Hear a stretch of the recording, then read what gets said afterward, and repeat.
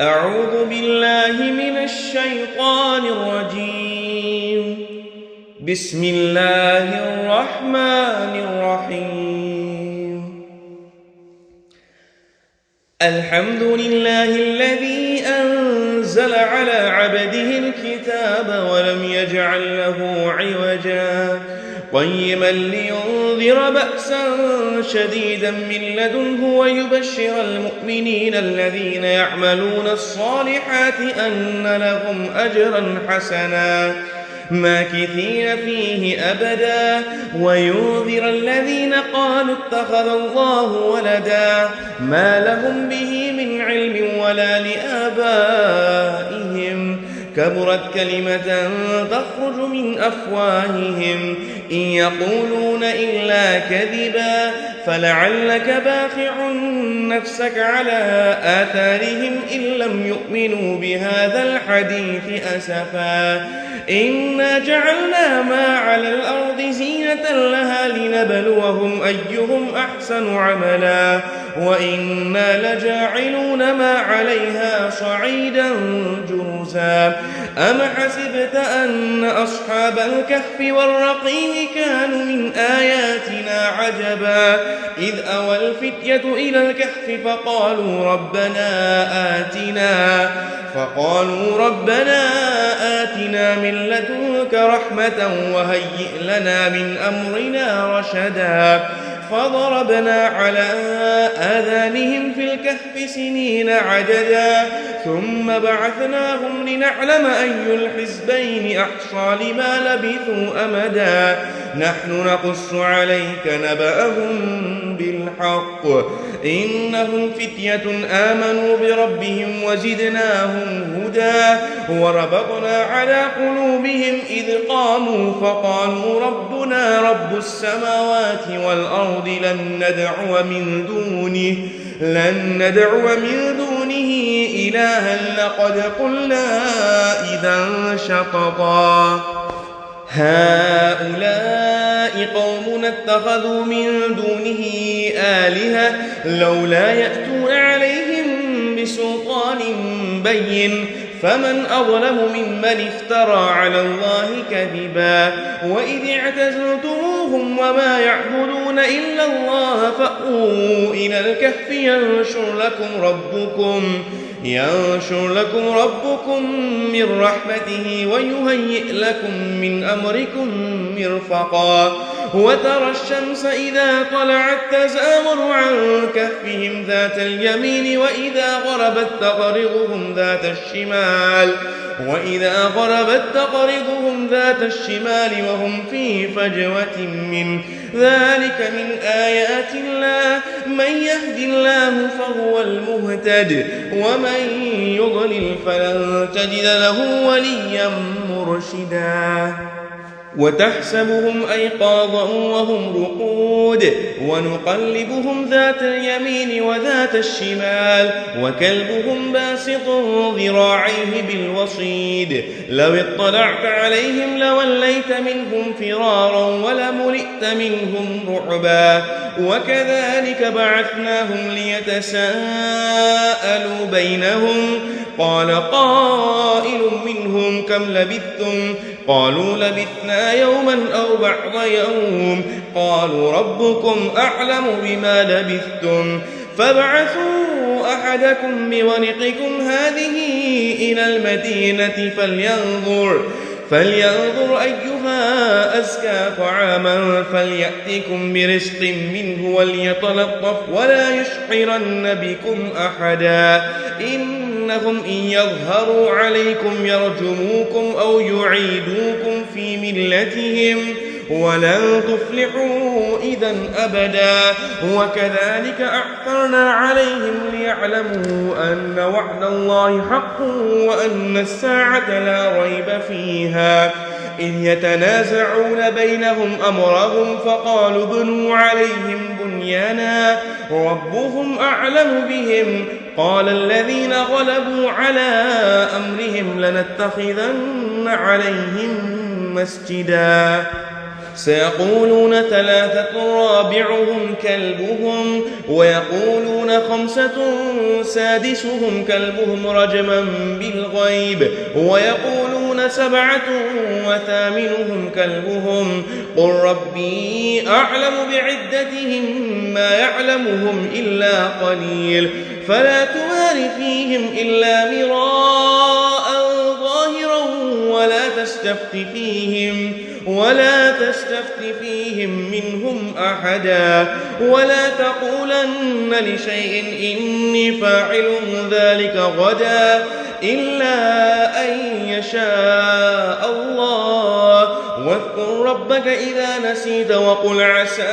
أن يهديني ربي لأقرب من هذا رشدا ولبثوا في كهفهم 300 سنين وازدادوا 9 قل الله أعلم بما لبثوا له غيب السماوات والأرض أبصر به وأسمع ما لهم من دونه من ولي ولا يشرك في حكمه أحدا واتل ما أوحي إليك من كتاب ربك لا مبدل لكلماته ولن تجد من دونه ملتحدا واصبر نفسك مع الذين يدعون ربهم بالغداة والعشي يريدون وجهه ولا تعد عيناك عنهم تريد زينة الحياة الدنيا ولا تطع من أغفلنا قلبه عن ذكرنا واتبع هواه وكان أمره فرطا وقل الحق من ربكم فمن شاء فليؤمن ومن شاء فليكفر إنا أعتدنا للظالمين نارا أحاط بهم سرادقها وإن يستغيثوا يغاثوا بماء كالمهل يشوي الوجوه بئس الشراب وساءت مرتفقا إن الذين آمنوا وعملوا الصالحات إنا لا نضيع أجر من أحسن عملا أولئك لهم جنات عدن تجري من تحتهم الأنهار يحلون فيها من أساور من ذهب ويلبسون ثيابا خضرا من سندس واستبرق متكئين فيها على الأرائك نعم الثواب وحسنت مرتفقا وضرب لهم مثل الرجلين جعلنا لأحدهما جنتين من أعناب وحففناهما بنخل وجعلنا بينهما زرعا كلتا الجنتين آتت أكلها ولم تظلم منه شيئا وفجرنا خلالهما نهرا وكان له ثمر فقال لصاحبه وهو يحاوره أنا أكثر منك مالا وأعز نفرا ودخل جنته وهو ظالم لنفسه قال ما أظن أن تبيد هذه أبدا وما أظن الساعة قائما ولئن رددت إلى ربي لأجدن خيرا منها منقلبا قال له صاحبه وهو يحاوره أكفرت بالذي خلقك من تراب ثم من نطفة ثم سواك رجلا لكن هو الله ربي ولا أشرك بربي أحدا ولولا إذ دخلت جنتك قلت ما شاء الله لا قوة إلا بالله إن ترني أنا أقل منك مالا وولدا فعسى ربي أن يؤتيني خيرا من جنتك ويرسل عليها حسبانا من السماء فتصبح صعيدا زلقا أو يصبح ماؤها غورا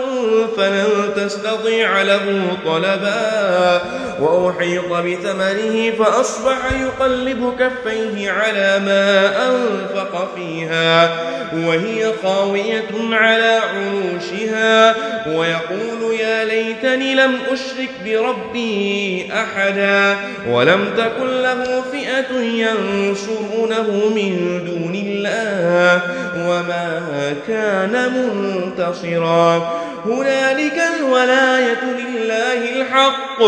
هو خير ثوابا وخير عقبا واضرب لهم مثل الحياة الدنيا كماء إن أنزلناه من السماء فاختلط به نبات الأرض فأصبح هشيما تذروه الرياح وكان الله على كل شيء مقتدرا المال والبنون زينة الحياة الدنيا والباقيات الصالحات خير عند ربك ثوابا وخير أملا ويوم نسير الجبال وترى الأرض بارزة وحشرناهم فلم نغادر منهم أحدا وعرضوا على ربك صفا لقد جئتمونا كما خلقناكم أول مرة بل زعمتم أن لن نجعل لكم موعدا ووضع الكتاب فترى المجرمين مشفقين مما فيه ويقولون يا ويلتنا ما لهذا الكتاب لا يغادر صغيرة ولا كبيرة إلا أحصاها ووجدوا ما عملوا حاضرا ولا يظلم ربك أحدا وإذ قلنا للملائكة اسجدوا لآدم فسجدوا إلا إبليس كان من الجن ففسق عن أمر ربه أفتتخذونه وذريته أولياء من دوني وهم لكم عدو بئس للظالمين بدلا ما أشهدتهم خلق السماوات والأرض ولا خلق أنفسهم وما كنت متخذ المضلين عضدا ويوم يقول نادوا شركائي الذين زعمتم فدعوهم فلم يستجيبوا لهم وجعلنا بينهم موبقا ورأى المجرمون النار فظنوا أنهم مواقعوها ولم يجدوا عنها مصرفا ولقد صرفنا في هذا القرآن للناس من كل مثل وكان الإنسان أكثر شيء جدلا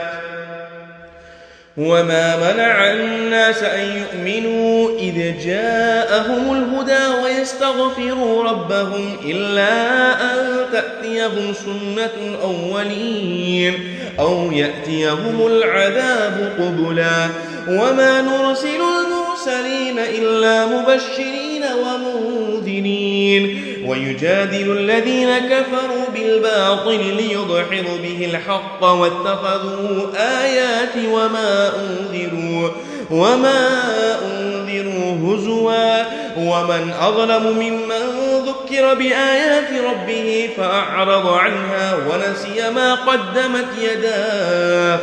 إنا جعلنا على قلوبهم أكنة أن يفقهوه وفي آذانهم وقرا وإن تدعهم إلى الهدى فلن يهتدوا إذا أبدا وربك الغفور ذو الرحمة لو يؤاخذهم بما كسبوا لعجل لهم العذاب بل لهم موعد لن يجدوا من دونه موئلا وتلك القرى أهلكناهم لما ظلموا وجعلنا لمهلكهم موعدا وإذ قال موسى لفتاه لا أبرح حتى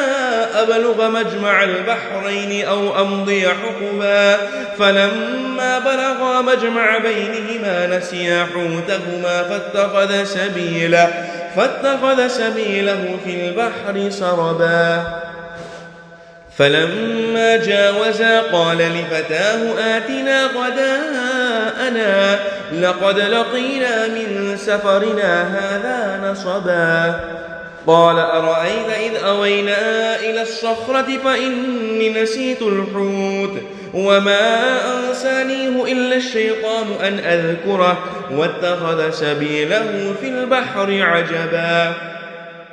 قال ذلك ما كنا نبغي فارتد على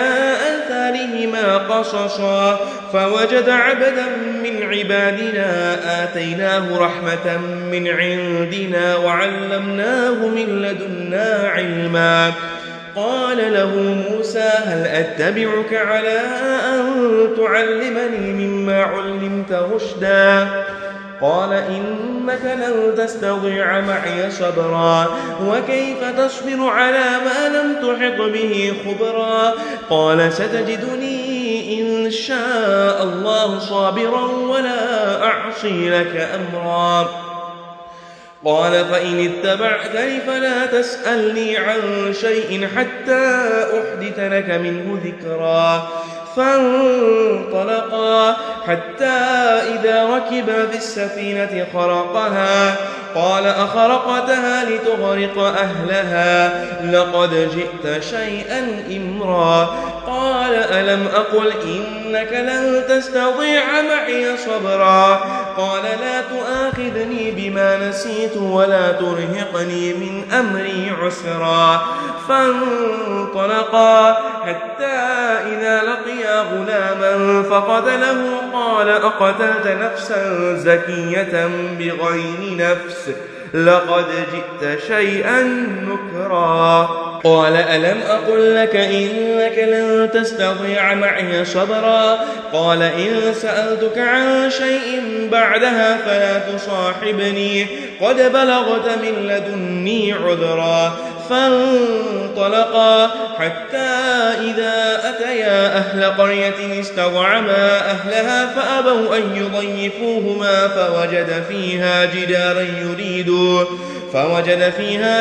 يريد أن ينقض فأقامه قال لو شئت لاتخذت عليه أجرا قال هذا فراق بيني وبينك سأنبئك بتأويل ما لم تستطع عليه صبرا أما السفينة فكانت لمساكين يعملون في البحر فأردت أن أعيبها وكان وراءهم ملك يأخذ كل سفينة غصبا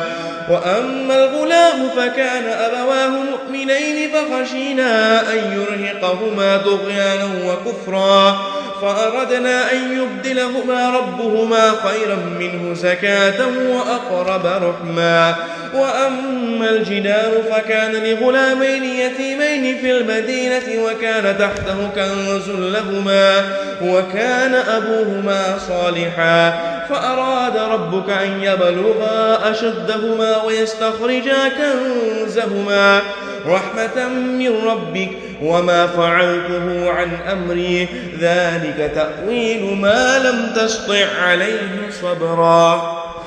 ويسألونك عن ذي القرنين قل سأتلو عليكم منه ذكرا إنا مكنا له في الأرض وآتيناه من كل شيء سببا فأتبع سببا حتى إذا بلغ مغرب الشمس وجدها تغرب في عين حمئة ووجد عندها قوما قلنا يا ذا القرنين إما أن تعذب وإما أن تتخذ فيهم حسنا قال أما من ظلم فسوف نعذبه ثم يرد إلى ربي فيعذبه عذابا نكرا وأما من آمن وعمل صالحا فله جزاء الحسنى وسنقول له من أمرنا يسرا ثم أتبع سببا حتى إذا بلغ مطلع الشمس وجدها تطلع على قوم لم نجعل لهم من دونها سترا كذلك وقد أحطنا بما لديه خبرا ثم أتبع سببا حتى إذا بلغ بين السدين وجد من دونهما قوما لا يكادون يفقهون قولا قالوا يا ذا القرنين إن يأجوج ومأجوج مفسدون في الأرض فهل نجعل لك خرجا على أن تجعل بيننا وبينهم سدا قال ما مكنني فيه ربي خير فأعينوني بقوة أجعل بينكم وبينهم ردما آتوني زبر الحديد حتى إذا ساوى بين الصدفين قال انفخوا حتى إذا جعله نارا قال آتوني أفرغ عليه قطرا فما استطاعوا أن يظهروه وما استطاعوا له نقبا قال هذا رحمة من ربي فإذا جاء وعد ربي جعله دكا وكان وعد ربي حقا وتركنا بعضهم يومئذ يموج في بعض ونفخ في الصور فجمعناهم جمعا وعرضنا جهنم يومئذ للكافرين عرضا الذين كانت أعينهم في غطاء عن ذكري وكانوا لا يستطيعون سمعا أفحسب الذين كفروا أن يتخذوا عبادي من دوني أولياء إنا أعتدنا جهنم للكافرين نزلا قل هل ننبئكم بالأخسرين أعمالا الذين ضل سعيهم في الحياة الدنيا وهم يحسبون أنهم يحسنون صنعا أولئك الذين كفروا بآيات ربهم ولقائه فحبطت أعمالهم فلا نقيم لهم يوم القيامة وزنا ذلك جزاؤهم جهنم بما كفروا واتخذوا آياتي ورسلي هزوا إن الذين آمنوا وعملوا الصالحات كانت لهم جنات الفردوس نزلا خالدين فيها لا يبغون عنها حولا قل لو كان البحر مدادا لكلمات ربي لنفد البحر قبل أن تنفد كلمات ربي ولو جئنا بمثله مددا قل إنما أنا بشر مثلكم يوحى إلي أنما إلهكم إله واحد فمن كان يرجو لقاء ربه فليعمل عملا صالحا ولا يشرك بعبادة ربه أحدا آمنت بالله صدق الله العظيم بسم الله الرحمن الرحيم الحمد لله رب العالمين والعاقبة للمتقين والصلاة والسلام على سيد الأنبياء والمرسلين أما بعد. Respected viewers, Assalamu alaikum wa rahmatullahi wa barakatuh. I pray that everyone is in good health, physical and spiritual. As part of our Friday reflection, inshallah ta'ala, I would like to share a beautiful report, something relating to the day of Qiyamah, inshallah ta'ala. And it is taken from the wonderful works of Imam Qurtubi rahmatullahi alayh. Imam Qurtubi rahmatullahi alayh was a North African scholar who lived in the 7th century, known for many great works. Most famously, he is known for his tafsir, Tafsir Qurtubi, which is inshallah ta'ala where I will take the report from today. The report itself is a commentary, a sharah of a beautiful verse in the Holy Quran, in which Allah subhanahu wa ta'ala reminds us of one of the many acts and one of the many features that will occur on the day of Qiyamah. In the Holy Quran, in Surah Al-A'raf, Allah subhanahu wa ta'ala says, وَالْوَزْنُ يَوْمَئِذٍ الْحَقِّ, that on that day, the day of Qiyamah, the mizan, the scales, the weighing scales is truth. And basically, as you will know, it is part of our aqidah that each and every person on the day of Qiyamah, he will be brought forward. Allah subhanahu wa ta'ala will quite simply place all of his good actions and all of his bad actions onto a weighing scale, one on each side. And then a process of weighing will take place. Whichever side is heavier, then that basically will determine whether that person is going to the gardens of paradise, or if he finds that his bad actions are heavier, may Allah protect us all, that he is destined for the fire of hell.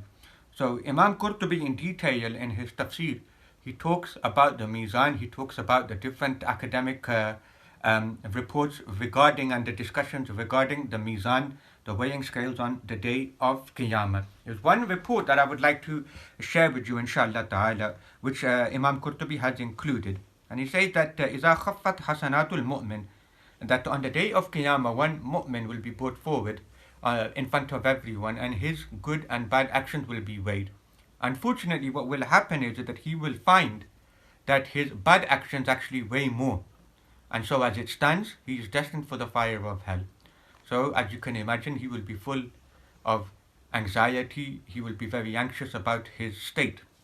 In that moment, in that very difficult and sensitive moment, what this mu'min, what this believer will see is that another individual appears from nowhere, a beautiful, radiant individual. And what he will do, فَيُلْقِيهَا فِي كِفَّةِ الْمِيزَانِ الْيُمْنَى الَّتِي فِيهَا حَسَنَاتٍ,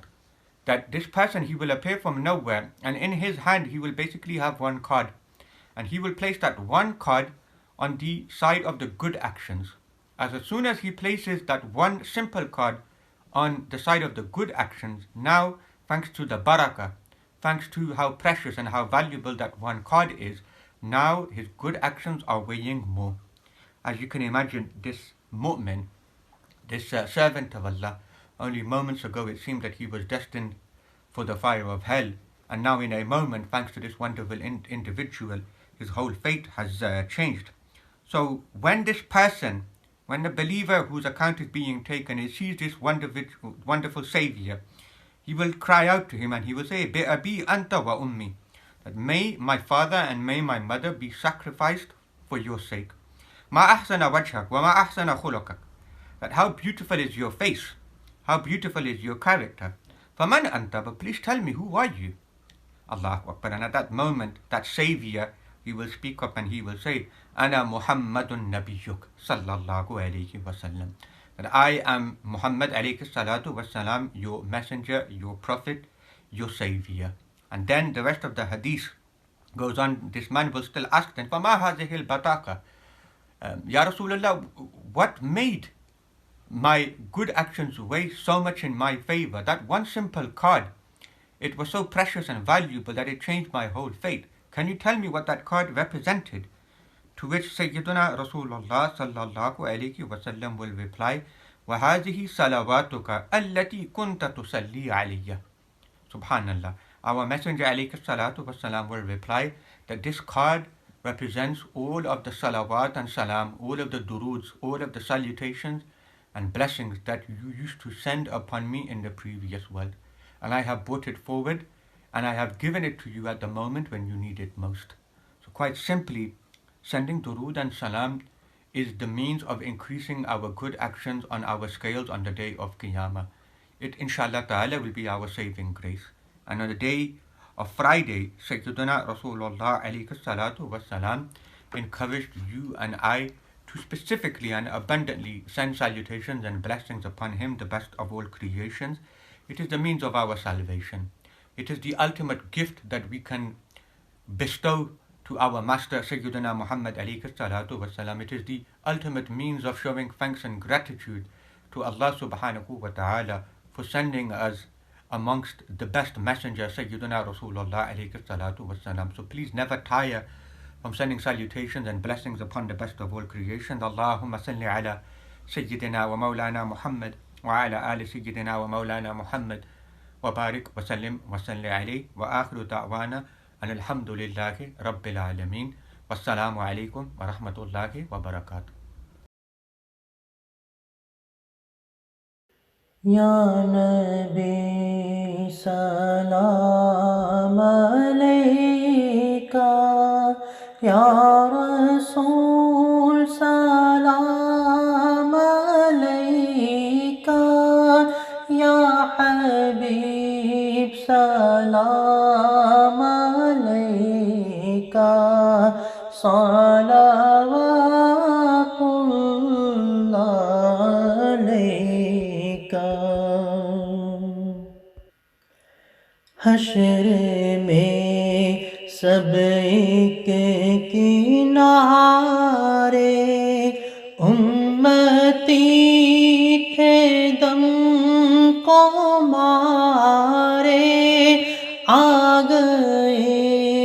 جب وہ تو سارے دیکھ کر ان کو پکارے، یا نبی سلام علیکہ، یا رسول سلام علیکہ، یا حبیب سلام علیکہ، صلوات اللہ علیکہ۔ ایک جھلک جو دیکھ پاؤ، جان میں تم پر لوٹاؤ، راہ میں آنکھیں بچھاؤ، دست بستہ پھر سناؤ، یا نبی سلام علیکہ، یا رسول سلام علیکہ، یا حبیب سلام علیکہ، صلوات اللہ علیکہ۔ نائب اصحاب سرور پہلے ہیں صدیق اکبر، پھر عمر، عثمان و حیدر، بھیجیے سلام ان پر، یا نبی سلام علیکہ، یا رسول سلام علیکہ، یا حبیب سلام علیکہ، صلوات اللہ علیکہ۔ اس جہاں سے جب سفر ہو، روئے پاک پر نظر ہو، یہ کرم نصیر پر ہو، اس کا سر ہو، تیرا در ہو، یا نبی سلام علیکہ،